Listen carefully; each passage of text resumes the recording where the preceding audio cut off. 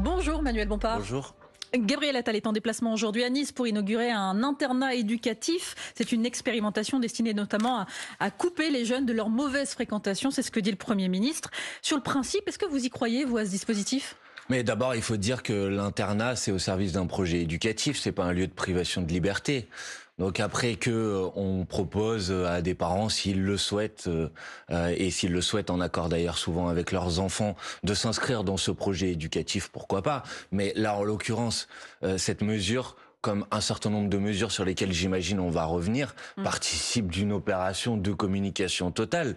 Jeudi, c'était l'anniversaire des 100 premiers jours de Gabriel Attal à Matignon. Il n'a strictement rien fait. Pour la vie des Françaises et des Français, que les gens qui nous écoutent le comprennent quand même, quelles sont les décisions de Monsieur Attal qui ont eu un impact sur leur vie depuis qu'il est arrivé au pouvoir? Attendez, il y en a eu deux. Il y a eu la crise agricole. Non, il y a eu deux mesures qui ont un impact. Premièrement, il a accepté l'augmentation du prix de l'électricité de 10%, c'était au 1er février de cette année. Deuxièmement, il a pris la décision de doubler les franchises médicales, c'était au 1er avril de cette année. Le reste, c'est du bruit, de la communication. Il est arrivé en disant, avec moi, ça sera de l'action, de l'action, de l'action. En vérité, on a seulement de la communication. On vous posait une question précise sur ces internats éducatifs. Est-ce que c'est une réponse à la violence et à la délinquance? Non mais attendez, il dit lui-même que c'est sur la base du volontariat. Oui, c'est si les parents acceptent. Donc à partir de ce moment-là, qu'est-ce qui change par rapport à l'existant? Puisque à l'existant, il existe des internats et c'est sur la base du volontariat. Donc je vois pas qu'est-ce que ça change par rapport à la situation actuelle. Parce qu'à 13 ans, on n'a rien à faire dans la rue la journée, c'est ce que dit Gabriel Attal. Alors à partir de la rentrée prochaine, les collèges seront ouverts de 8h à 18h pour donner la possibilité aux élèves de faire leurs devoirs ou d'avoir accès à des activités avant de rentrer à la maison. Ce sera là aussi sur la base du volontariat, dans les quartiers sensibles en priorité. C'est une bonne mesure. Là aussi, est-ce que vous dites quand même ça va dans le bon sens? Avoir les établissements ouverts de 8h à 18h. Mais avec quels moyens? Avec quel personnel pour encadrer les élèves quand ils vont arriver à 8h et quand ils vont rester jusqu'à 18h?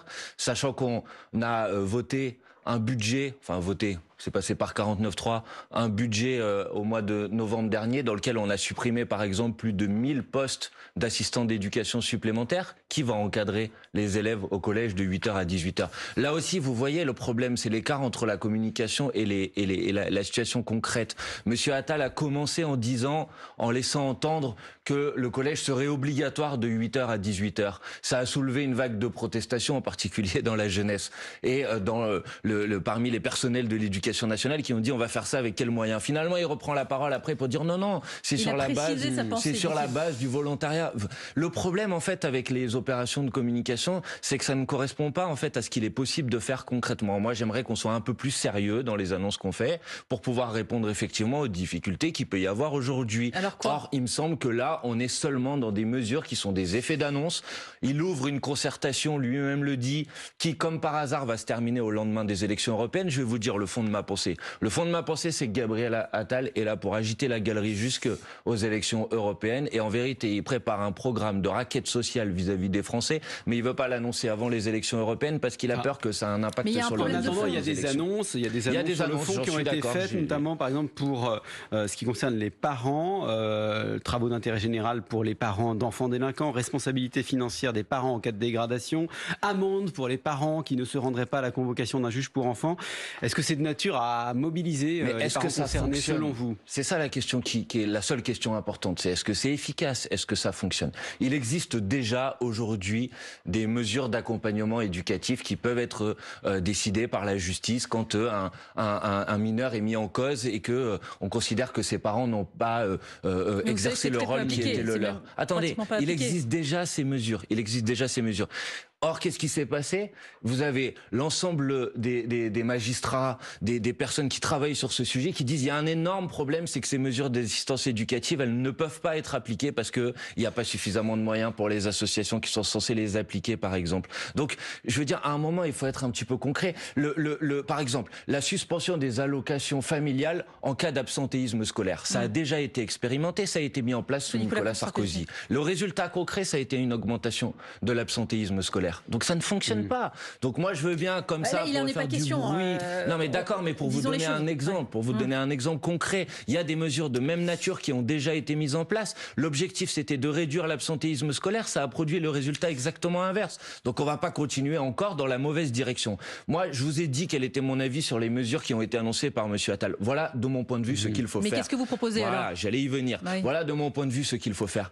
Si vous voulez réduire les difficultés, notamment liées à la violence, il faut davantage de présence humaine. Donc il faut davantage d'assistants d'éducation. Donc il faut davantage de psychologues scolaires. Par exemple, pour détecter les situations de harcèlement, quand elles arrivent, il faut les détecter. Pour la détecter, il faut de la présence humaine. Il faut des AESH pour prendre en charge notamment les élèves en situation de handicap. Il faut de la police de proximité pour détecter les situations de violence avant qu'elles dégénèrent. Voilà, il me semble, la manière concrète avec laquelle on peut réduire et lutter contre les problèmes de la société. Il y a une autre proposition, celle faite aussi par Gabriel Attal, et la droite, les LR et le RN n'est pas contre, au contraire, il le demande, ouvrir le débat sur l'excuse de minorité. En France, entre 13 et 17 ans, on n'est pas un délinquant comme les autres. Devant la justice, un mineur voit sa responsabilité atténuée. Là-dessus, est-ce qu'il faut y réfléchir ? D'abord, il faut dire que l'excuse de minorité, ça n'existe pas.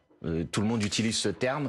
On parle d'atténuation de peine pour des mineurs. Non, mais d'abord, c'est important parce qu'on donne l'impression que ça reviendrait à excuser des actes parce qu'ils ont été commis par les mineurs. Depuis le général de Gaulle, ça a été confirmé par monsieur Badinter. On considère en France, et moi je m'inscris dans cette vision, qu'on ne juge pas les mineurs comme les majeurs pour une raison simple, c'est que leur capacité de discernement est en construction. Et donc, quand on juge un mineur, on favorise davantage la dimension éducative, pédagogique que la dimension répressive. Mais qu'est-ce que vous répondez à ceux qui disent qu'aujourd'hui les jeunes sont violents de plus en plus jeunes et c'est de plus en plus grave ? D'abord, je leur réponds que c'est pas vrai, puisque si vous prenez par exemple les chiffres du ministère de la Justice, le nombre de mineurs mis en cause dans des affaires judiciaires, par exemple, a été réduit de 25% entre 2019 et 2022. Pour autant, il y a des situations et il y a des difficultés, il y a des questions et il y a eu des drames, notamment ces dernières semaines, je ne les conteste pas. Mais il existe déjà aujourd'hui la possibilité pour un juge de lever l'atténuation de peine pour un mineur si on considère qu'en vérité, il était suffisamment mature, responsable de ses actes. Donc encore une fois, je le regrette, mais j'ai l'impression qu'on fait beaucoup de bruit,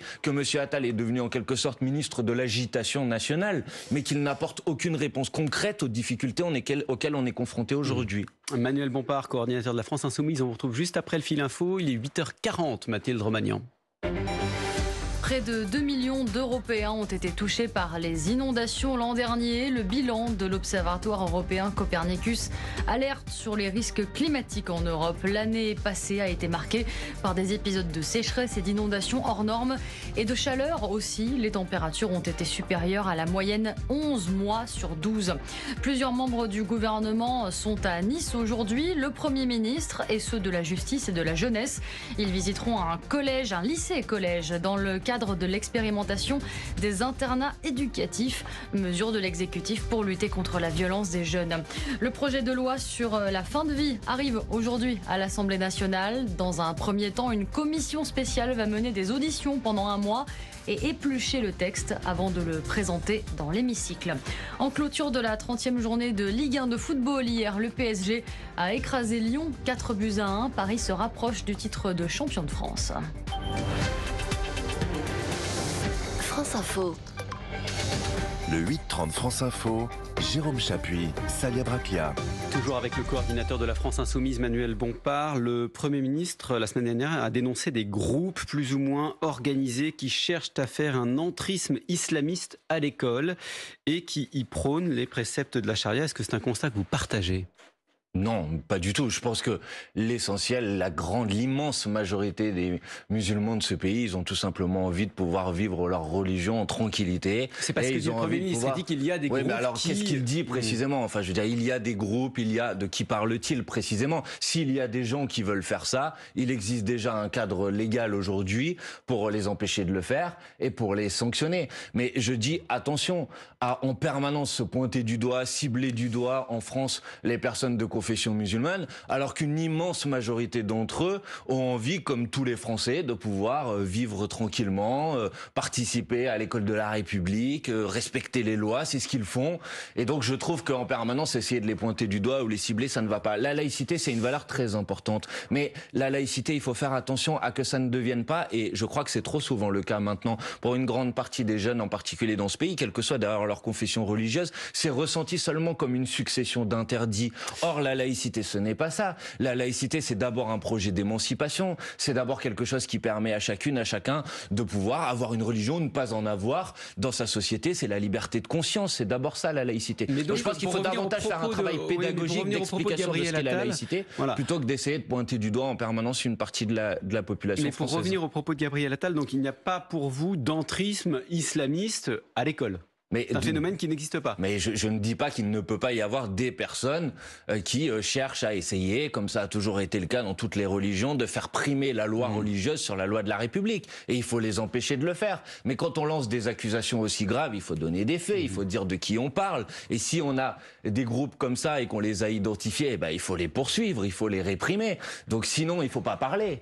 Si vous voyez ce que je veux dire, parce que sinon c'est encore une fois une manière d'agiter la galerie et de donner l'impression qu'on fait quelque chose alors qu'on fait rien. Comme le dit par exemple Jean-Luc Mélenchon. Il y a en France, malheureusement, dans le débat public, oui, ces dernières années, le fait en permanence, sur n'importe quel des sujets, d'essayer de faire croire que c'est les musulmans de ce pays qui sont responsables de tous les maux. Et moi, je n'accepte pas cette logique-là. Comme je l'ai dit tout à l'heure, je pense qu'au contraire, une grande partie des musulmans de ce pays, l'immense majorité d'entre eux, ont envie de vivre tranquillement dans notre pays. Sans parler de l'immense majorité des musulmans en France qui vivent leur religion tranquillement, comme vous le dites. Sur ces groupes en particulier, le fait d'agresser quelqu'un parce qu'il ne respecte pas un précepte religieux, ça doit être une circonstance aggravante. C'est ce que dit Gabriel Attal. Est-ce que vous êtes d'accord avec lui? Mais j'imagine que c'est déjà le cas. Parce que d'abord, il faut quand même rappeler, parce qu'il ne faut pas donner l'impression qu'on fait rien face à des actions comme ça qui sont inacceptables. Si on s'en prend à une personne de manière délictuelle, parce qu'on considère qu'il ne respecte pas tel ou tel précepte religieux, alors la justice prévoit déjà de sanctionner la personne qui est responsable de ça.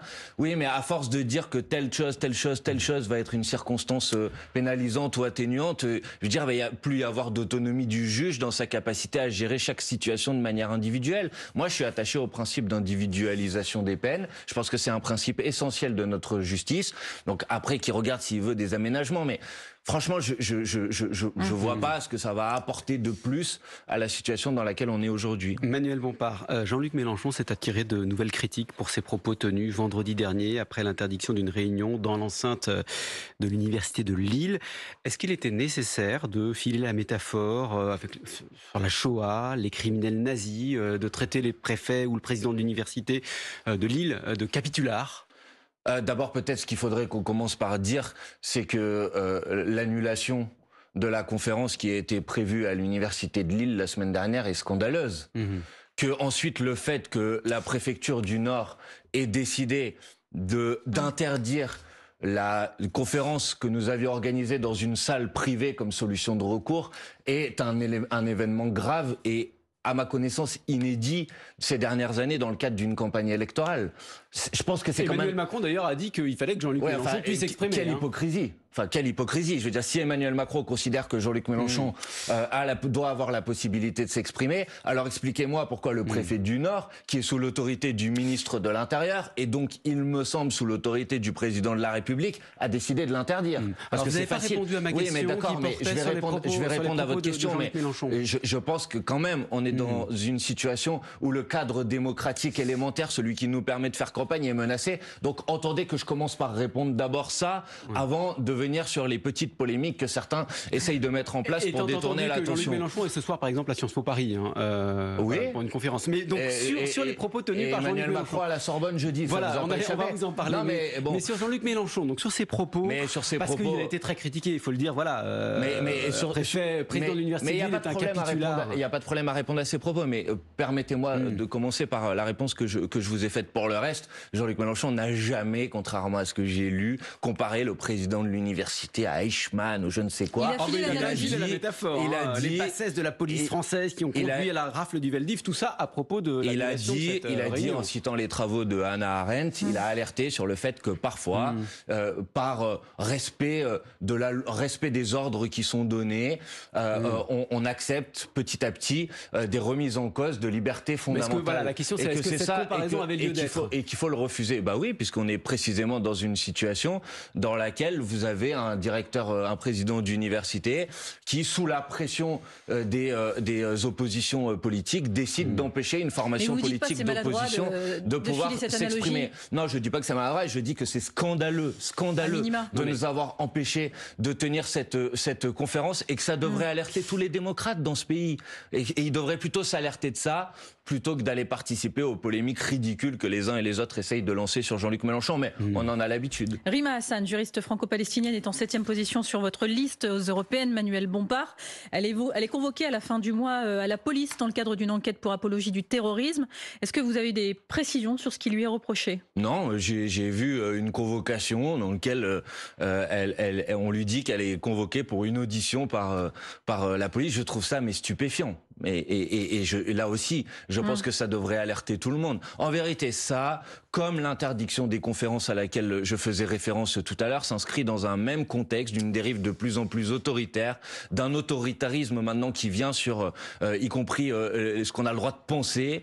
Je crois que ça... En fait, si on continue votre logique, ça vient d'où ? Cette dérive autoritaire, elle est voulue par le président de la République ? Je crois qu'il y a une volonté du pouvoir en place aujourd'hui de criminaliser les oppositions. Il y a une volonté de faire taire ceux qui défendent la voie de la paix. C'est que c'est très grave ce que vous dites là ce matin. Oui, ce qui est très grave, c'est ce qui se passe. Ce qui est très grave, c'est ce qui se passe. Oui, j'assume de dire que c'est très très grave ce qu'il se passe. Et il y a une volonté de faire taire, de museler notamment les voix qui dénoncent le massacre en cours à Gaza aujourd'hui. Et en permanence de venir essayer d'expliquer que si vous portez la parole de la paix, c'est que vous êtes antisémite. C'est-à-dire que dorénavant, l'ONU est antisémite, le pape est antisémite. Il faut arrêter avec ça en vérité. On doit pouvoir dénoncer les actions inacceptables de l'armée israélienne à Gaza sans être poursuivi par la police ou par la justice. Pour que les auditeurs et les téléspectateurs puissent comprendre, parmi les déclarations qui sont reprochées à Rima Hassan, elle a déclaré donc aux médias en ligne Le Crayon, elle avait répondu vrai à l'affirmation le Hamas mène-t-il une action légitime. Elle a répondu vrai. C'est ce qui lui est reproché. Non, alors je ne sais pas si c'est ce qui lui est reproché, puisque en l'occurrence dans la convocation... Parmi les déclarations qui posent problème. Oui, mais en l'occurrence dans la convocation, il est fait état d'une période de date qui ne correspondent pas à la publication de cette interview. Pour le reste, cette interview, c'est assez scandaleux d'ailleurs. C'est une interview qui a duré 1h30, il y a un extrait d'1 minute qui a été sorti et qui fait abstraction de toutes les autres réponses de Rima Hassan. En particulier, par exemple, des réponses où elle a dit très clairement que les actions commises le 7 octobre étaient des actes terroristes et qu'il fallait les condamner et qu'elle les condamnait elle-même. Or là, elle parle en l'occurrence en faisant référence à 2 résolutions de l'Organisation des Nations Unies, 2 résolutions de l'ONU qui reconnaissent de manière générale la légitimité des groupes palestiniens dans la lutte pour l'autodétermination du peuple palestinien. Mais bien évidemment qu'elle ne parle pas des actions commises par le Hamas le 7 octobre, bien évidemment. Et d'ailleurs, elle les a condamnées. Elle a dit que ces actions étaient des actions terroristes. Elle a dit qu'elle pleurait chaque mort civile, qu'il soit d'ailleurs israélien ou palestinien. Donc lui faire ce reproche-là sur la base d'une interview tronquée est totalement scandaleux. Rima Hassan n'a jamais fait d'apologie du terrorisme et c'est stupéfiant, scandaleux de s'attaquer à elle sur ce motif infamant. On se pose quand même la question aujourd'hui, Manuel Bompard, cette question palestinienne au centre de votre campagne électorale pour les européennes, c'est une stratégie ou alors vous la subissez ? Mais d'abord, il faut dire que l'élection européenne est une élection dans laquelle il y a des grandes questions internationales qui sont posées. Mais vous faites campagne que sur ça ? Non, pas du tout. En tout cas, on vous entend quasiment que sur ça. Non, mais d'accord, mais si vous voulez m'interpeller, par exemple, sur le fait que le PDG de Renault se distribue un salaire qui est équivalent à 1700 fois le SMIC et que nous proposons dans le cadre des élections européennes de limiter les écarts de revenus de 1 à 20. Non, mais je vous parle d'autre chose, puisque vous voulez que je vous parle d'autre chose. Mais pour le reste, oui, j'assume de dire que dans les élections européennes, le Parlement européen a un rôle à jouer pour faire en sorte que s'arrête immédiatement le génocide en cours à Gaza. Par exemple, c'est au Parlement européen qu'on peut décider de décréter un embargo sur les armes. C'est au Parlement européen qu'on peut décider de suspendre l'accord d'association entre l'Union européenne et Israël. C'est au Parlement européen qu'on peut décider d'infliger des sanctions au gouvernement de M. Netanyahou. Donc c'est un des sujets de la campagne des élections européennes. Mais bien sûr, c'est pas le seul. En allant voter aux élections européennes le 9 juin, vous pouvez aussi refuser le programme de raquette sociale que propose Emmanuel Macron. Vous pouvez lutter contre les accords de libre-échange. Vous pouvez lutter pour l'harmonisation des sociales par le haut. Vous pouvez lutter contre la fraude et l'évasion fiscale. Et vous pouvez défendre la voie de la paix à Gaza ou de la paix en Ukraine. Et on va continuer de vous écouter juste après le fil info qu'on va aborder juste après le fil info puisqu'il est 8h52. Mathilde Romagnan. À partir d'aujourd'hui, une commission spéciale de l'Assemblée nationale examine le projet de loi sur la fin de vie. Elle mènera cette commission des auditions pendant un mois avant de présenter le texte devant l'hémicycle. Au cœur des débats, l'aide à mourir encadrée par des conditions strictes. Le procès en appel de l'attentat de Nice s'ouvre aujourd'hui devant la cour d'assises spéciale de Paris. 2 des 8 accusés de première instance sont rejugés pour une participation à une association de malfaiteurs terroristes criminels.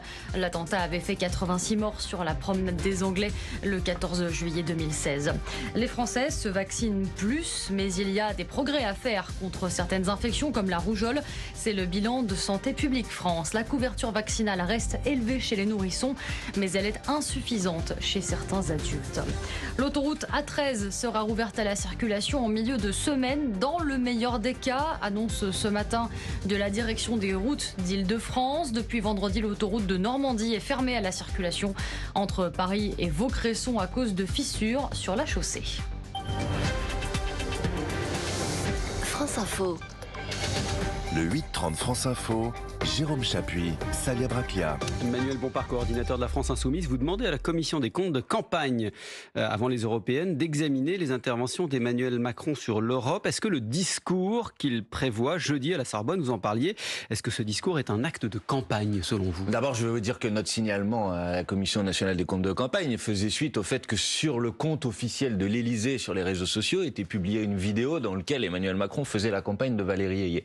Or, en 2019, déjà, Madame Loiseau, qui était tête de liste macroniste à l'époque, avait été pointée du doigt par la Commission nationale des comptes de campagne pour l'utilisation des moyens présidentiels. Donc c'est pour cette raison que j'ai saisi la Commission nationale des comptes de campagne. Pour le reste, j'observe que ça ne pose apparemment pas de problème au président de la République de faire une conférence dans une université. Donc je trouve ça... mais non, mais attendez. On rappelle encore une fois... c'est pas pour rappeler encore une fois, c'est que j'observe qu'il y a un 2 poids 2 mesures, puisque manifestement, certains ont le droit de faire des conférences dans les universités. Mais le motif invoqué, vous le savez, c'était trouver l'ordre public. Et d'autres n'ont pas le droit. Ouais, enfin, je suis pas sûr que la conférence de Emmanuel Macron à la Sorbonne ne donne pas lieu à un certain nombre de manifestations d'opposition. Donc je ne suis pas sûr que le motif invoqué en ce qui concerne Jean-Luc Mélenchon ne pourrait pas l'être. Non mais là, justement, c'était le sens de ma question. Est-ce que c'est un discours présidentiel ou c'est un discours de campagne? Est-ce que c'est un meeting? C'est clairement un discours de campagne. Enfin, je veux dire, c'est présenté comme tel, y compris par l'équipe de campagne macroniste qui dit vous allez voir ce que vous allez voir. Emmanuel Macron va rentrer en campagne et ça va tout faire changer. Donc eux-mêmes assument que c'est un discours de campagne. Or, maintenant, allons sur le fond. J'observe que c'est pas le premier discours de la Sorbonne. Il y en a déjà eu un. En 2017. Et qu'à l'époque, il donnait rendez-vous en 2024 et disant vous allez voir en 2024, l'Europe sera unie sur l'état de droit et l'Europe sera unie sur le marché unique qui fonctionnera mieux. On est en 2024. Vous avez l'impression que les questions d'état de droit ont avancé en Europe. Quand vous avez par exemple une agence européenne comme Frontex qui a été pointée du doigt pour utiliser des pratiques illégales de refoulement en mer. D'ailleurs, l'ancien directeur de Frontex est aujourd'hui sur la liste de Monsieur Bardella, ce qui devrait faire réfléchir tout le monde. Et vous avez l'impression que le marché unique fonctionne mieux quand vous voyez par exemple les distorsions de concurrence et la concurrence déloyale auxquelles sont confrontés nos agricultrices et nos agriculteurs. Donc ce que j'observe surtout, c'est que depuis le dernier discours de la Sorbonne d'Emmanuel Macron, rien n'a changé. Donc il ne faudra pas croire ce qu'il va dire pendant cette intervention. Emmanuel Bompard, les multiples enquêtes d'opinion réalisées en vue des européennes donnent un Jordan Bardella en tête de loin, de très loin, plus de 30% quand vous êtes à 6 ou 7 avec Manon Aubry. Non, on n'est pas à 6 ou 7, Salia Braclia. Ouais, on est à 8 ou 9. Bon, 8 ou 9, il a plus de 30. Est-ce que ça veut dire que... C'est bien de dire la réalité des sondages tels qu'ils sont aujourd'hui. Est-ce que ça veut dire que lui, Jordan Bardella, comprend mieux les Français que vous? D'abord, ça veut dire que je vous rappelle quand même que une élection européenne, comme toute élection, c'est le résultat qui fait le résultat de l'élection. C'est pas les sondages. Mais vous voyez bien les dynamiques. C'est pas les sondages avant. Les dynamiques. Vous voulez qu'on parle du fait qu'à 2 mois de la dernière élection présidentielle, Jean-Luc Mélenchon était annoncé à moins de 10% dans les sondages et qu'il a fini à 22%. Donc moi, j'ai toujours considéré que c'est pas les sondages à 2 mois de l'élection qui font le résultat. Je dis aux gens qui nous écoutent, par contre, c'est clair. Si vous n'allez pas voter aux élections européennes, parce que souvent il y a beaucoup de gens qui pensent que ça sert à rien, il faudra pas s'étonner à la fin que ça soit l'extrême droite qui soit en tête et les macronistes qui puissent continuer à dérouler leur politique. Donc je dis en particulier à la jeunesse, aux catégories populaires, je leur dis emparez-vous de cette élection. Mais les catégories populaires, précisément, elles sont aujourd'hui beaucoup elles sont au Rassemblement national. Non, les catégories populaires, puisque vous citez des sondages, regardez-les en entier, elles disent tous la même chose, c'est que le premier comportement électoral aujourd'hui des catégories populaires, c'est l'abstention. Donc je m'adresse aux gens et je leur dis c'est le 9 juin, vous avez jusqu'au 3 mai pour vous inscrire sur les listes électorales, emparez-vous de cette élection, dites votre mot, ne laissez pas l'extrême droite et les macronistes confisquer cette élection et montrer qu'il existe une autre alternative en votant pour la liste conduite par Manon Aubry, tout simplement. Il y a une autre élection qui fait déjà parler et pourtant elle a lieu dans 3 ans. Les proches de François Ruffin ont commandé un sondage qu'ils testent dans l'hypothèse d'une candidature unique à gauche en 2027. Résultat, François Ruffin serait mieux placé que Jean-Luc Mélenchon face à Marine Le Pen. Il devancerait aussi Édouard Philippe comme candidat de la majorité. Est-ce que clairement pour vous le futur s'appelle François Ruffin? Écoutez, c'est difficile de commenter un sondage auquel moi personnellement je n'ai pas eu connaissance de ce sondage dans son intégralité, donc difficile de le commenter. Si ce sondage dit qu'un candidat issu de la France Insoumise peut remporter les dernières élections présidentielles, j'en suis très content.